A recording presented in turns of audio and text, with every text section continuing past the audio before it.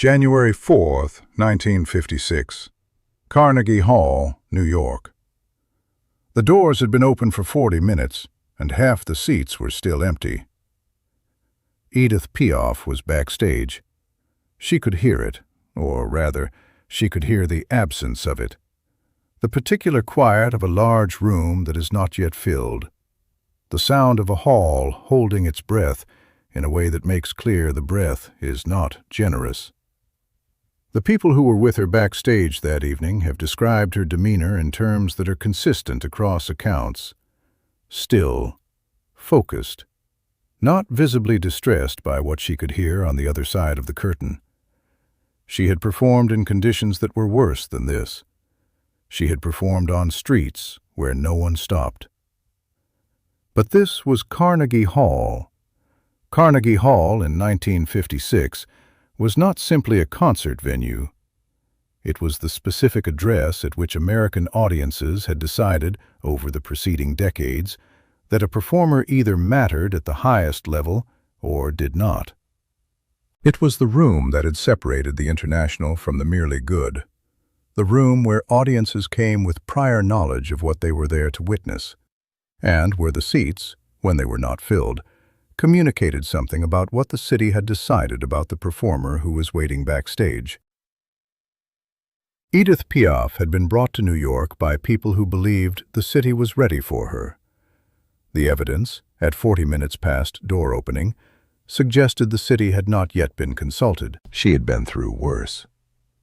In the years before she was Piaf, before the name, before the songs, before the theaters, she had sung on the streets of Paris for coins, with no guarantee that anyone would stop or listen. She had performed in rooms that were empty not because the audience had chosen something else, but because there was no audience at all. The empty seats at Carnegie Hall were at least the empty seats of a room that had been set up for her. She walked out. What happened after she walked onto the Carnegie Hall stage is described by the people who were in the seats, the partial house that represented the audience that had in fact been decided, in terms that are consistent in their quality. She was small. This is the observation that appears in nearly every account. The stage was large, the hall was large, and she was small inside it. Not overwhelmed, not reduced. Small in the specific way that a person is small when they are the only source of what a room needs, and they are precisely sufficient to provide it.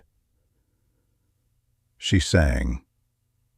The applause between songs was not, in the first few songs, the applause of a room that had been claimed.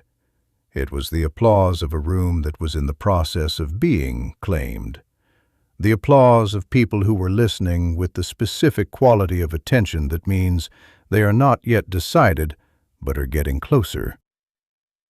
The people who were in the hall that evening have described the progression in terms that make it sound like a tide moving. Slowly at first, not definitively, and then at some point, not at a specific song, not at a specific moment that can be pointed to, irreversibly. By the end of the concert, the empty seats did not matter. To understand why she was there at all, why a French singer who had been performing for nearly 20 years needed to prove herself in an American hall on a January evening in 1956, you have to understand the specific trajectory of her relationship with the American audience. Piaf had performed in the United States before 1956. She had come to New York in 1947 and again in subsequent years, playing the supper clubs and cabarets that served as the entry point for European performers entering the American market. In the supper clubs, Piaf had been received with the enthusiasm that people reserve for things they recognize as real. She had been praised. She had been reviewed well. She had been understood by the audiences who found her as something that did not have an equivalent in the American musical tradition. But the supper club was not Carnegie Hall, and the difference between being known to the supper club audience and being claimed by the Carnegie Hall audience was the difference between being appreciated and being decided upon. Piaf, by 1956, had been appreciated in America for nearly a decade. She had not yet been decided upon. What the promoters had perhaps miscalculated was the specific character of the American relationship to French-language performance in 1956. The French Chanson audience in the supper clubs had been self-selectively an audience of people who had already made that choice, who had come specifically because they wanted the French thing, the Parisian thing. The Carnegie Hall audience was a different proposition. It was a broader audience, asked to make a larger commitment to something that was, for most of them, foreign in both the literal and the deeper sense. The empty seats were not a verdict. They were a hesitation. And Piaf, backstage in the 40 minutes before she walked out, understood the difference. The American press did not have a sufficient critical language for what they witnessed that evening.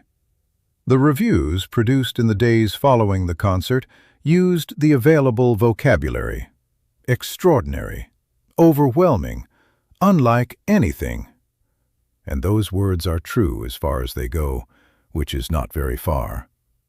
What they do not capture is the specific quality of being in the room when she was performing. The quality of being in the presence of someone who is not performing for you, but is simply, in some way that bypasses the ordinary conventions of performance, telling you the truth. She had learned this on the streets of Paris. She had learned it before there was a name for what she was learning, before the stages, before the theaters, before Carnegie Hall. She had learned it in the conditions where there was no option except to give the full thing, because there was nothing else available, and she had never unlearned it. Piaf returned to the United States after that evening. She played Carnegie Hall again. The seats were full. The hesitation that had been present in the first concert was not present in the subsequent ones, because the decision that had been pending had been made, not by the critics, not by the management, not by the promoters, but by the people who had been in the room on January 4th, 1956, and who had told the people who had not been there what they had missed. Most performers of her caliber had developed, by the time they reached Carnegie Hall, a professional distance from their own material, a technique that sat between the song and the singer, that managed the emotional content of the performance so that it was delivered rather than experienced. Piaf did not appear to have this insulation. The effect, in a room, was the effect of watching someone who was not delivering emotion, but producing it. It happened once, on January 4th, 1956, in a half-empty hall that was, by the end, completely full of what she had brought to it. She walked out. The room was half empty. She sang, and by the end, the empty seats were the least important thing in Carnegie Hall.